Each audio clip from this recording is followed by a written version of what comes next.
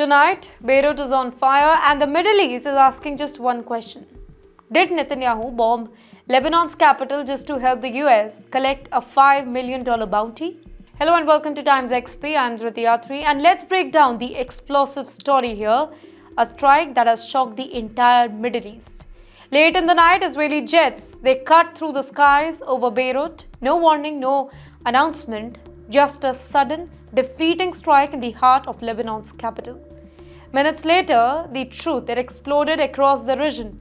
Israel claimed that it had taken out Ali Tabatabai, the man Israel calls Hezbollah's military mastermind, the man the US had put a $5 million reward on. Let me tell you Netanyahu's big announcement here. The Prime Minister, Benjamin Netanyahu, wasted zero time, literally zero. He went public, he went loud, and he went really dramatic also. He said Tabatabai wasn't just a commander. He was responsible for killing Israelis and Americans alike. Well, Netanyahu framed the entire region as a precision, professional and intelligence-driven hit. Basically, a mission so clean that Israeli officials called it one of the most important operations since the ceasefire. But then came the twist. He also pointed out the very clear fact here that the US had offered $5 million for Tabatabai.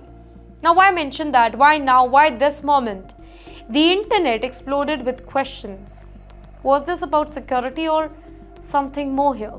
Tabatabai, he wasn't just any fighter, any militant. He was the chief of staff of Hezbollah's Radwan force, basically the elite unit trained to attack northern Israel.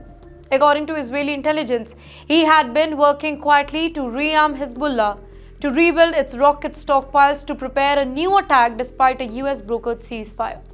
Israel says that the strike was necessary. It was essential, basically a message to Hezbollah. You will not be allowed to rebuild. But critics say the timing, it was very strange. A $5 million bounty by the United States, a high-profile assassination, a public victory speech, all at once. After that, Hezbollah's rage, it was there. Hezbollah confirmed that the strike hit its people, but it refused to say whether Tabatabai was dead or not. Instead, it issued a warning. This is a red line. Our leadership will decide how to respond. Now in Lebanon, the mood is really tensed. People fear that this could drag the country into a full-scale war. Iran has already called the strike a war crime, and regional observers say that this is the most dangerous escalation since November 2024 ceasefire. The big question everybody is asking, was this operation purely about security? Or did Netanyahu want a major battlefield win, a political momentum at home and a symbolic US reward moment all in one? Well, we may never know, but tonight one thing is very clear. Beirut is broken, Hezbollah is furious, Iran is warning of retaliation, and Israel is preparing for what happens next. The Middle East just stepped into a darker and more unpredictable chapter now.